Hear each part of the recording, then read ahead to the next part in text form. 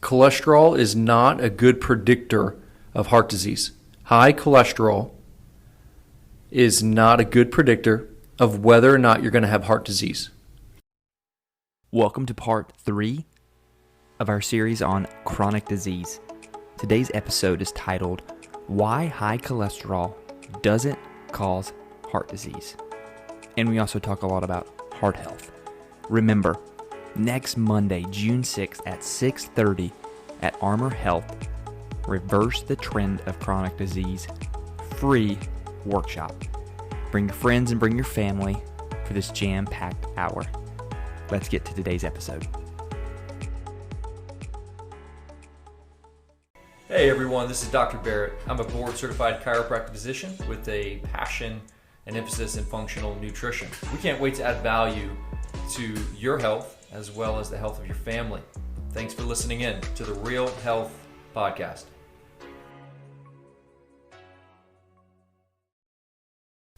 Welcome to another episode of the Real Health Podcast with Dr. B. We've landed on part 3 of chronic disease. If you're listening to this and you have not listened to part 1 and part 2, I would go back and listen to those parts because they will build on each other. Hope everyone has enjoyed part 1 and part 2. Dr. B, welcome to part 3. Hey man, what's going on? Just did a posterior chain workout with you, so sweating a little bit. Yes, I am too. I still am. Yep. What are we going to talk about today? Pretty much heart disease as a whole, heart health. Probably the biggest myth when it comes to heart disease in terms of cause. Some just practical things that you can do to help your heart health, and then what are some values to look at when you're at your medical doctor's office that are very commonly run, but maybe you have to request it. So I'd say that's an overview. Perfect. Remember, we've said this in part 1 and part 2. This is actually leading up to a free workshop that Dr. Barrett is putting on at Armor Health in Knoxville off of Level Road. Again, mark your calendars for Monday, June 6th at 6:30. It is a completely free workshop. There's going to be just a jam-packed hour. I envision there's going to be a lot of people here. I will put the Eventbrite sign up in the show notes. So if you guys do us a favor, please let us know if you're coming, and bring your friends and bring your family. It'll be a good opportunity to see the Armor Health if you have not, and then also meet Dr. B. So that event is coming up very soon. Dr. Barrett, I know you're probably excited about this one. This is going to be a good workshop. I'm excited for it. Yeah, me too. Even last episode when we talked about cancer, we mentioned one thing that you can do to practically eliminate your risk of cancer. And so we're going to talk about that at the workshop. And then we will continue to expound upon heart disease and diabetes, and then more practical at-home nutrition hacks that you can do to curb that chronic disease trend that we have in our culture. Perfect. Before we get into part 3 of why high cholesterol doesn't cause heart disease and all about heart health, we've gotten some feedback. I've talked to some people that they really enjoy the episodes that we talk about things that you can switch and swap in your house that are healthier options. Like the household? That one, yes. Okay, cool. Yeah, that one's been, and those are applicable. Yeah, they are. Very good.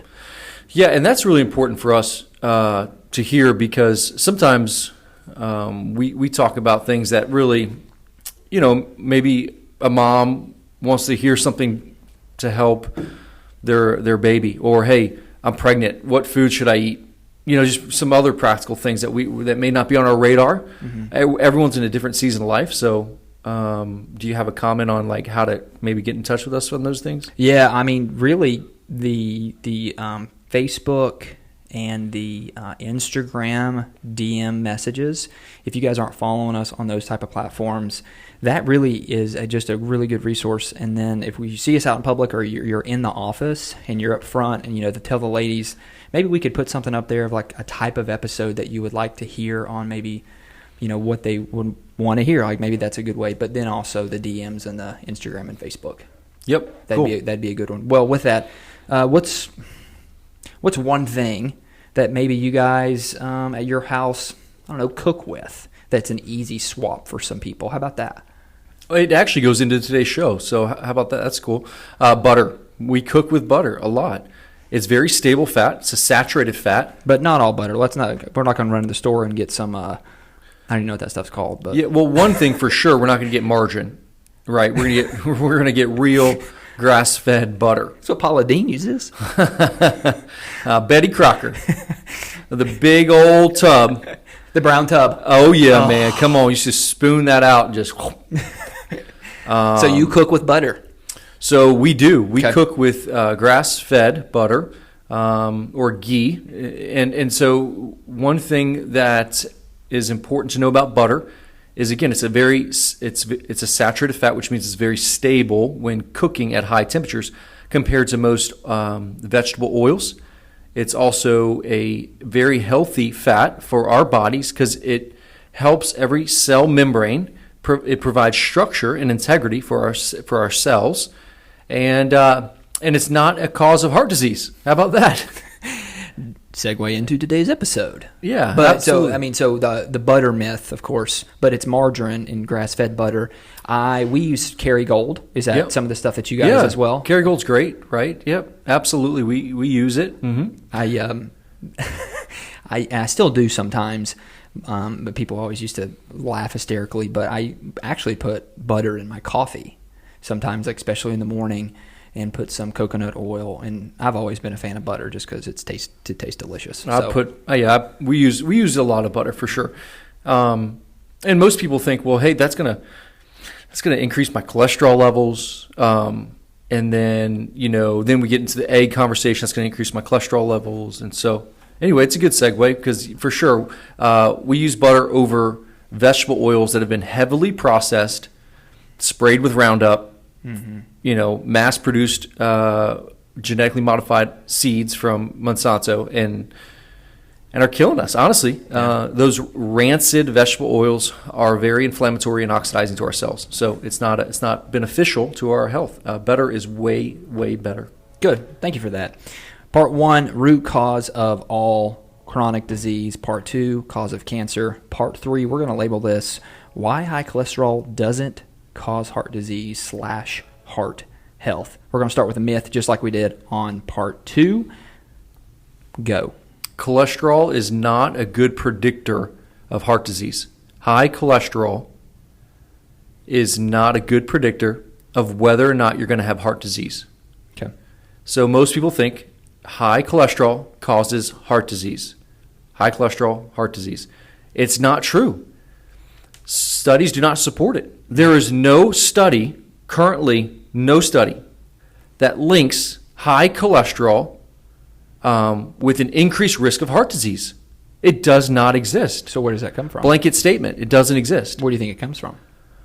Well, it comes from misguided information through the years, really. Mm-hmm. When we look at, this is an analogy that you might have heard before, I'm not sure, but if you look at a crime scene, who's going to be on a crime scene?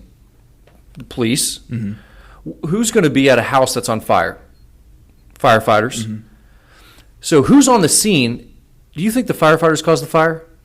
Right? No, they're there to help. So when there's a scene of disaster, who's on the scene has been vilified as being the cause. So, okay. Right? Okay. And heart disease, because there's plaquing and cholesterol buildup within the arterial system, we just associated that with the cause of heart disease. When there's occlusion of arteries and there's narrowing and there's plaque formation and it's cholesterol, then we just say, hey, that must be a cause of why this person is having a heart attack, for instance. Correct. That's a pretty good analogy. Well, it helps us understand visually Yeah. that just because someone's on the scene doesn't mean that person caused it. Jesus. Right? No, that was good. Yeah. And that's why cholesterol's been vilified. And it's why when we even go back to like the 80s, when food pyramid was kind of introduced into our culture, what was on the bottom? Grains, right? And what was at the top? Fat. I don't remember. Fats. Okay. Yeah. They put fat at the very top. Yeah. And they said, hey, grains right, are super healthy for you. Eat a bunch of those, and you'll be healthy. Yeah. And don't eat any fat. Completely opposite of what we do. Right, but that's kind of where our culture went for the Yeah. last 4 decades.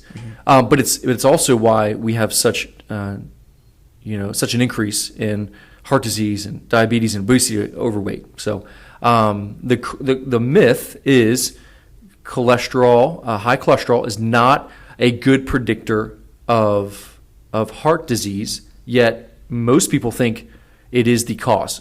So when they see it above 200, Yep. and I mean it could be 201, and literally the patient brings in a lab test, says, "Hey, they want to put me on statins because my cholesterol's 201, Okay. and I'm at risk for heart disease." It's really hard not to laugh in their face. It really is. It's very hard because Yeah. it's such a misconception when it comes to heart disease. If someone, what are the numbers if someone does have high cholesterol? And okay, let's say someone has a high cholesterol of a 201, like you just said, Yep. and they say that I'm at risk of heart disease, and that patient goes down the path of being put on statins. Well, what should they look at first? What should they do first? I mean, instead of just jumping right into medication. Well, one, they should look to see if they're even at risk for cardiovascular disease event. There's other markers to look at. Okay.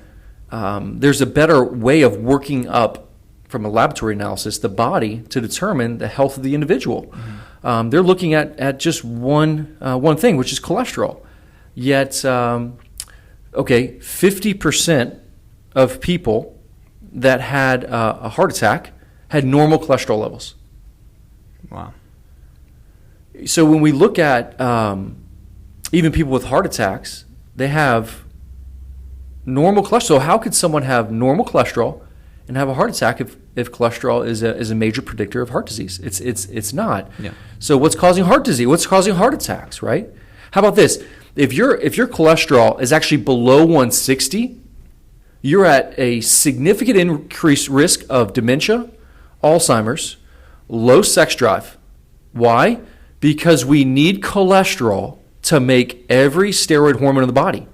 In order for a male to make testosterone, he needs cholesterol. Yep. When his cholesterol is below 160, he's not going to have a sex drive. And he's also going to have restless leg syndrome. He's going to have memory loss because 60% of his brain is fat.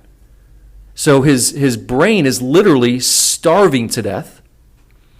And so this is what drives me crazy, because we're using statins, which in my opinion is one of the worst drugs ever made, because of how widely they're used. They generate $31 billion annually. Yet they don't help people actually not die. If you're on statins, did you know it increases your risk of type 2 diabetes? If you're on statins, it depletes CoQ10, which is the necessary antioxidant molecule for your cells in your heart to actually create energy. So remember last week we talked about the mitochondria and cancer, and that mitochondria makes ATP? Yep. Okay, well, CoQ10 is necessary for ATP production. So what happens when you deplete CoQ10 through a statin drug? That's what it does. Yep. We have an increased risk of heart disease. Wow. We have an increased risk of actually a heart attack, increased risk of cancer, increased risk of chronic fatigue syndrome, increased risk of restless leg syndrome, increased risk of Alzheimer's and dementia, and the list goes on. So that's why, to me, statins are almost worthless. Yeah, I want to stay on that for a second, though, because you said we were talking about cholesterol, and of course you said if it dips below a certain number, or if it dipped below a certain number, then you have no sex drive. But if you go too high, then you're at risk. So it's been vilified. Correct? Is that a fair statement? Yes. Okay, so if just a normal person that is on the street, like, again, this is real health for real people. I mean, like, what do you do when it comes to cholesterol? Like, how is it? Do you just eat whatever you want to and ignore that? Or, I mean, what's a good medium of cholesterol? So we don't know. It's one. Okay, so if you were baking a cake and you just used almond flour, because we don't use wheat flour. That is a good swap.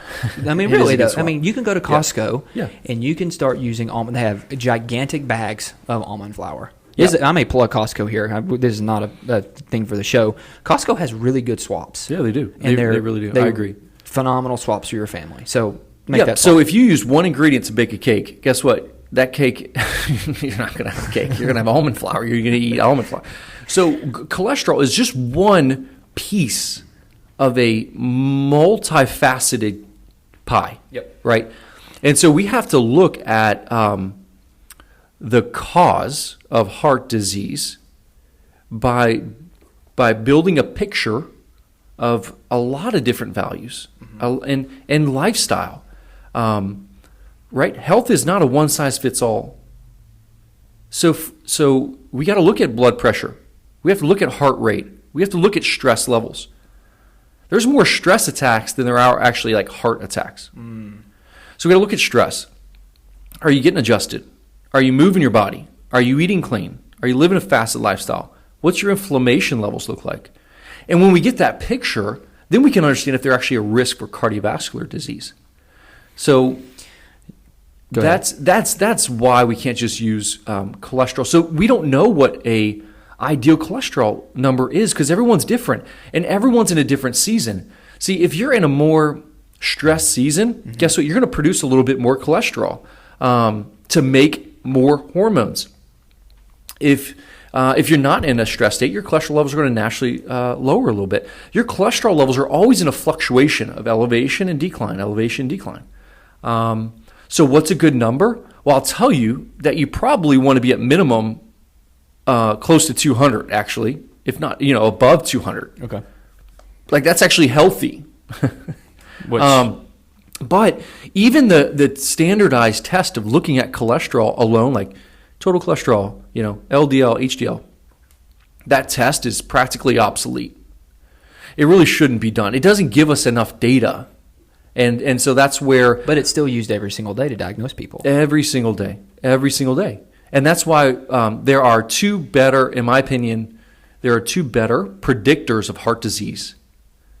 We're going to get to than that at the cholesterol. end of the episode, right? Yeah, we are. We are. Okay. We can list those. Yes. Okay. And so, long story short, cholesterol is not the cause of heart disease. Therefore, statins shouldn't be the first line of defense. Okay, but they are right now for some people. Right. Okay, so I mean, if they are on statins, if someone's listening to this and they're all on statins or they're looking to get on statins, if they've been told they have a 201, they're going to have heart disease. I mean, is it the four main things that we talk about all the time: diet, lifestyle, nutrition? But you sometimes you have to have those, or is that a wrong statement from me to say no? You have to have those statins for a little bit. It's not a wrong statement. It can be a right statement. It just depends on the individual. And I think that's why it's important to go to a practitioner who's going to do a good workup and help understand what lifestyle you're living and see if there are current things in your life that are risk for heart disease that are attributing to a risk for increased risk for heart disease. And do a proper laboratory analysis, and then have this conversation with you because it's so hard to just say, hey, here's a number and we can't do that. It doesn't exist. Here's a number, here's your risk level. So if we get your number lower, you're going to lower your risk for heart disease. It's again, the research isn't there. So it's just as simple as, hey, if you're on statins, don't come off of them, okay? If you're thinking about getting on them, hey, work with a practitioner that's going to do a proper workup, and we'll give you a couple values to look at the end of the show. It's awesome. Anything, I'm thinking just because with statins, you can eventually work your way off of that. Oh, yeah. Correct. That's the goal. Absolutely. Isn't Okay. the goal for every person who's on medication to inevitably get off medication? Yeah. I would unfortunately say that's the goal, but that's not what happens. It's not what happens. The greatest money-making medication is the one you have to be on for the rest of your life. It keeps you alive. It doesn't kill you. and you're on it for the rest of your life. Statin drugs. And they're giving it to kids, they're kids, not just adults. So I think that's one of the things that we've covered on multiple episodes. And again, we just hit it right there. Like, it's not something that you have to be on the rest of your life if you're able to take a bigger picture view of it and figure out what is happening at a whole. Okay. The cause of heart disease. Inflammation. It just goes back to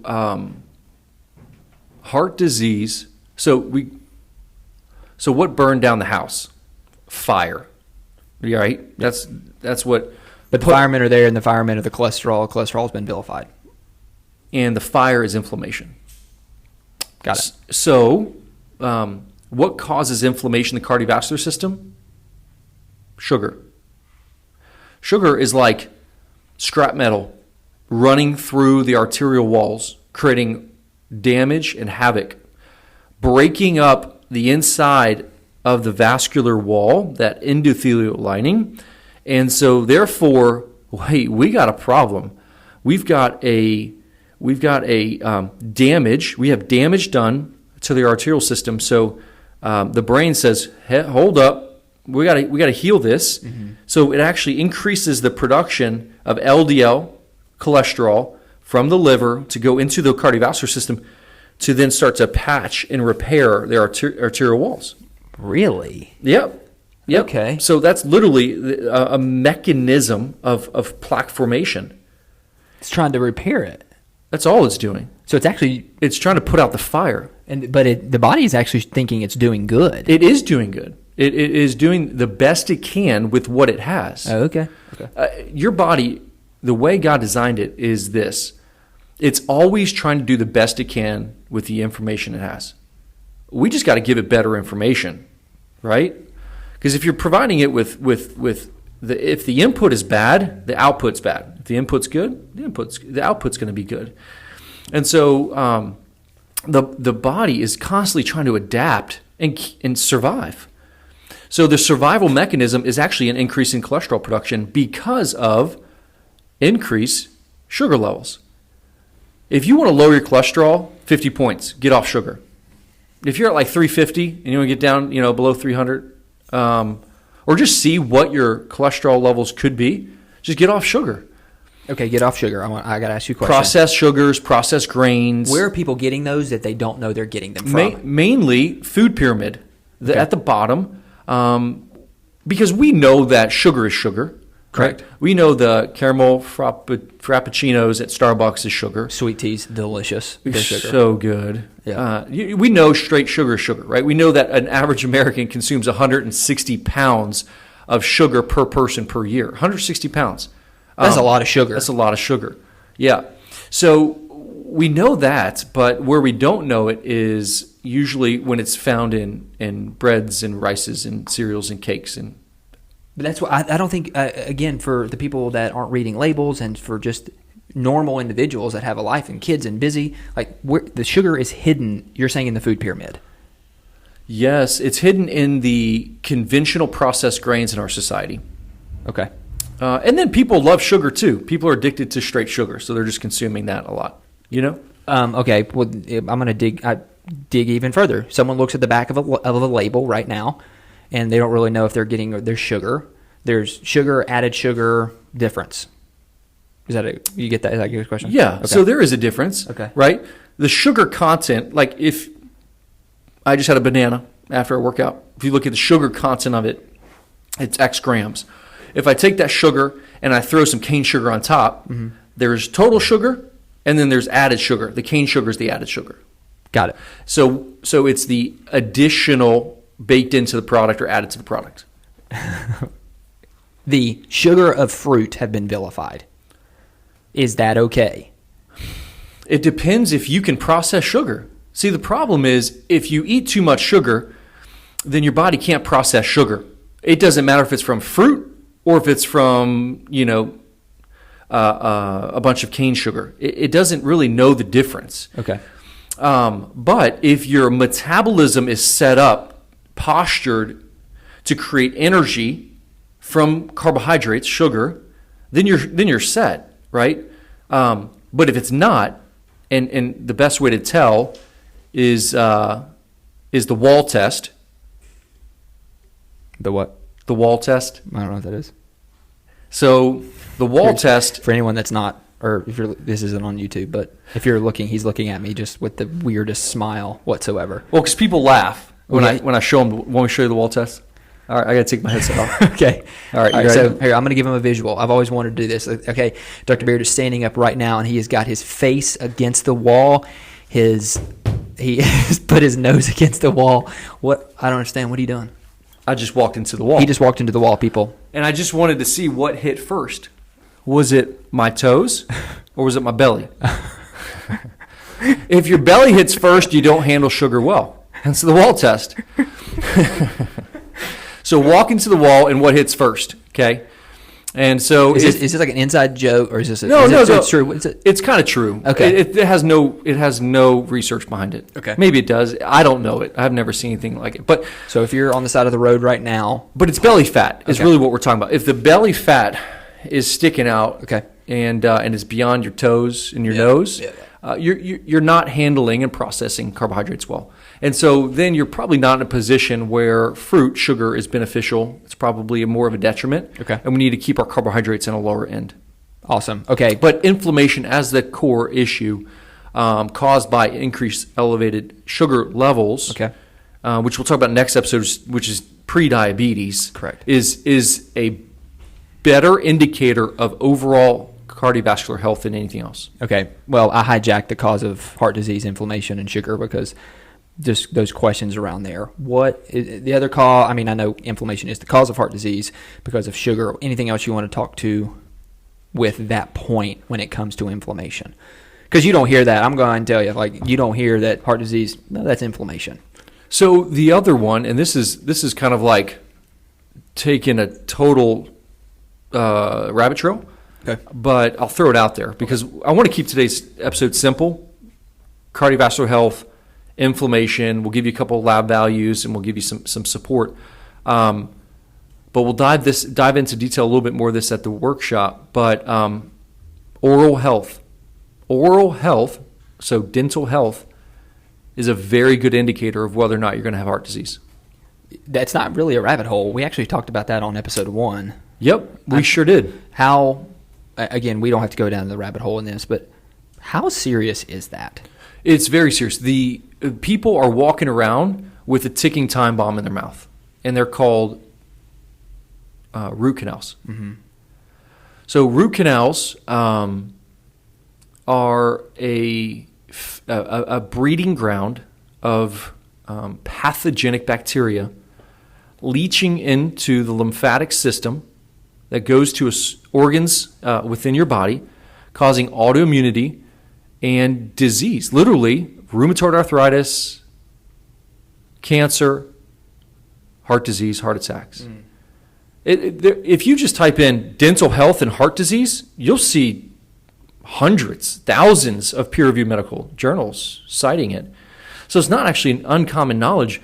I just think it's not in the front part of our brain, so we don't think about it much. But our dental health is very important to our heart health as well. You touched on part 1, but if someone doesn't want to go back to part 1 and they're listening to this and they're like, okay, maybe I should look into that. What should they do? Who they should call you? I remember you saying they should call their dentist or somebody and ask for what, blah, blah, blah. Yeah, well, if they so we were talking about probably amalgam fillings. Yeah, that's what it was. I'm sorry. And it was just, hey, do you remove amalgam fillings? And just see what they say.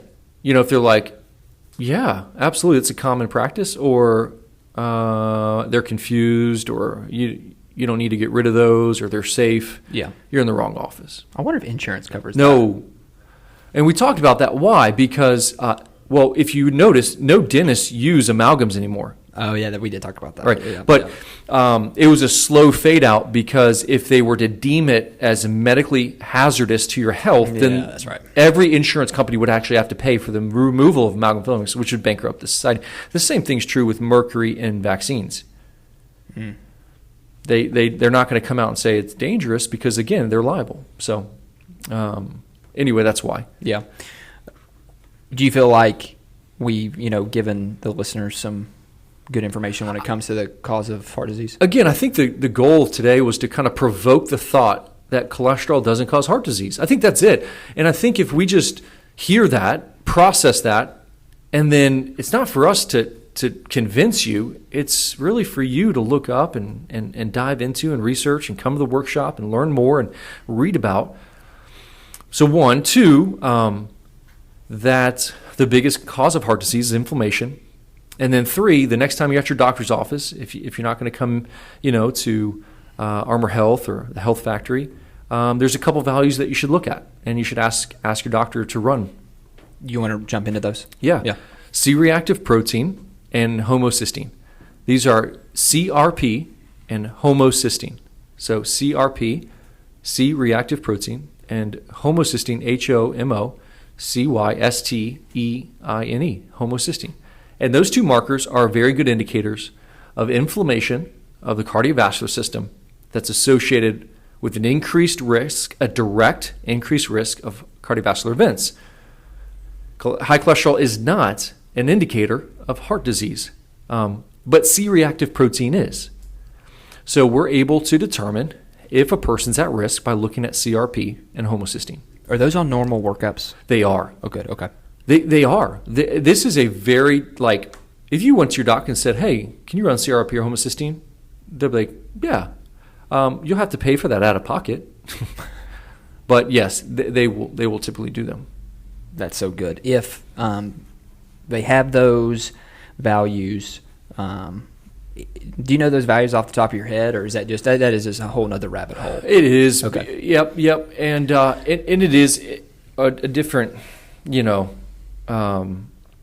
can start getting really sciencey with that. Yeah. And then, homocysteine's inversely related to methylation, and so we need B9 and B6 and B12 to support that. But that's exactly what we're going to talk at the workshop.